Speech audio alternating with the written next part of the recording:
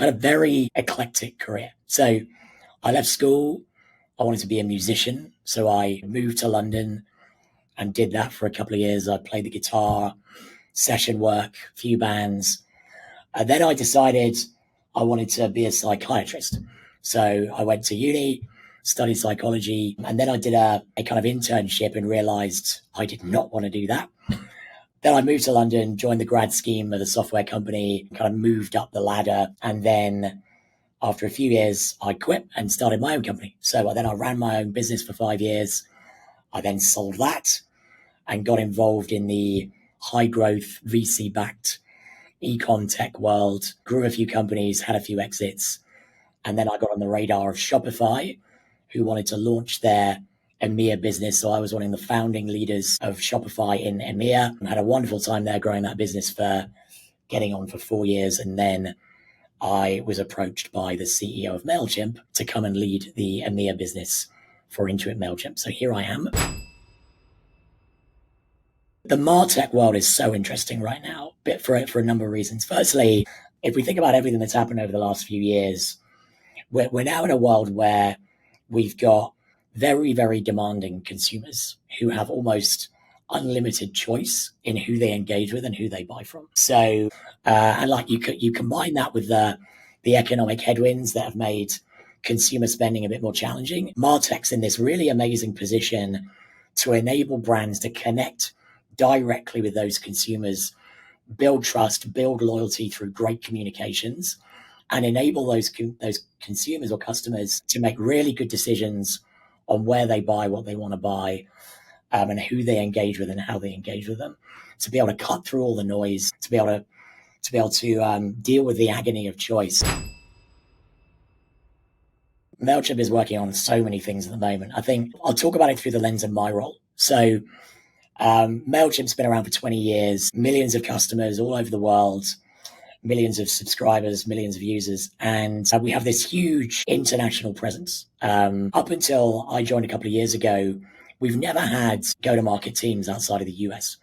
So all of our amazing customers in the UK and Spain and Germany, Australia have had to work really closely with our US teams. And my mission is to bring Mailchimp to those organizations in the way that reflects how our customers behave and want to be served in Spain and Germany and the UK and the Nordics. So that's why I'm here. It's to bring Mailchimp to Europe and serve our customers in a more localized way. Outside of that, we're pioneering the use of AI within our platform to enable small and medium-sized businesses to grow and flourish, enable marketers to deliver personalization at scale through AI. And we're constantly innovating on the product, and we're very excited about the future. So we used the term AI earlier. It is a word. It is a phrase that's everywhere right now. And what I find really interesting is we did some research at the beginning of the year. One of the things that came out of the research was that consumers expect brands that they engage with to use AI to give them a better experience, right? So I think there's this slight misconception that the consumers have this kind of latent fear about AI and what it's going to do. The reality is consumers are going, we know AI is a thing. So we want or we expect brands we engage with to use it to give us a better experience, to help us make decisions. So I fully expect businesses to latch onto that as a principle and to start experimenting and testing and using AI in a more focused, more scaled way to give the consumers what they're asking for. It's going to be a really interesting proliferation over the next year.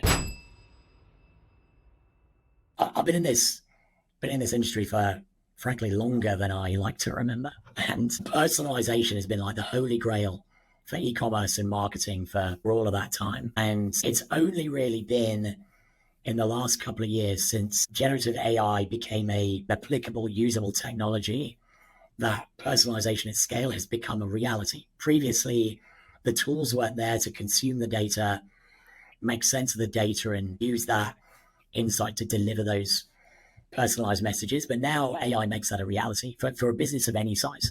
So it's very exciting for me because I've been banging on about this for a long time because now it's a reality. Yeah, it's really, it's an existential challenge for brands to find the balance between promotional marketing and really engaging content which describes or articulates or brings to life their brand story. Promotional activity, discounting is a really important part of many brands' strategies. But the challenge is, and there are tons of partners in the Mailchimp ecosystem that can help them understand this, is how do you find the balance between the rate of your discounting, the timing of your promotions, and use customer feedback and the analytics from the platform to help you understand how it's landing. The audience will tell you because they will open it and they will click or they will not. And being really on top of the data that informs how you run these campaigns. And like my advice to all marketers is just be authentic wherever you can. Communicate your authentic voice, your brand story, the reason why you exist in your minds and the minds of your customers. And if that comes across in your communications, then they will resonate with your audience. Yeah, I mean, I could talk about this for literally hours, but I'll try and be really, really brief. So I think about it in three ways. So we say AI has become a word, a buzzword over the last couple of years. The reality is that Intuit, that is the owner of Mailchimp, declared about 6 or 7 years ago that generative AI was going to be the most important technology since like electricity. So Intuit has been investing in AI for longer than anybody else. So what that means is that Mailchimp has the capabilities and the ongoing innovation behind that AI platform that most organizations can't match because they haven't been doing it for long enough. Secondly, we've been around for 20 plus years. We've got, as I say, millions of users all over the world. And therefore, we have so much expertise and capability and insight because of the scale and the longevity of the business that it means we're able to support and enable our customers in a way that no other business is able to do. And finally, I would say our pace of innovation is moving faster than anybody else I've seen in the industry. So what we've been able to do in the nearly 2 years that I've been here, hundreds of new features launched, AI assist baked into the platform, this new functionality called revenue intelligence, which is unifying analytics, data, and messaging in a way that nobody else is. I feel like we are very distinct in the pace of innovation that we're able to bring to bear. Yeah, so I think what AI will do is allow you to test and learn really, really quickly, right? You can use the capability in the platform to create dozens of different templates, dozens of different ways of thinking about your copy, and use the capability in the platform to test and learn how that message is landing with your audience in a way that previously would be tons and tons of manual work and tons of manual analysis to figure out whether it was working or not. So I would encourage you to spend time with AI assist in the platform and figure out how you can test and learn really iteratively and really quickly. Black. So, well, it depends. In the morning, black coffee. On the weekends, I'll spoil myself with a latte. I love cooking, so I'll get home at night and I'll just make something. Like the act of chopping things and figuring out and like trying ingredients, I find that really cathartic. It winds me down and it helps to have a glass of wine at the same time. And I'm also an obsessive audiobook, podcast, and music file. Yeah, sometimes I'll just go for a walk for an hour and have something plugged into my ears, and I find that really relaxing as well. I feel like everybody likes the Rest is Politics podcast. Like, that's not new. I'd highly recommend the Revisionist History podcast. It's by Malcolm Gladwell. It's amazing. There's 10 seasons of that to get stuck into. I'm also a massive cricket fan, so I'll nerd out on cricket podcasts as well.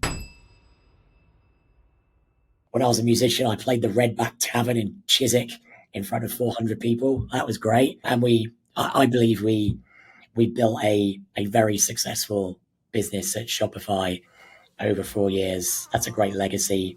And we're doing great things here at Mailchimp now.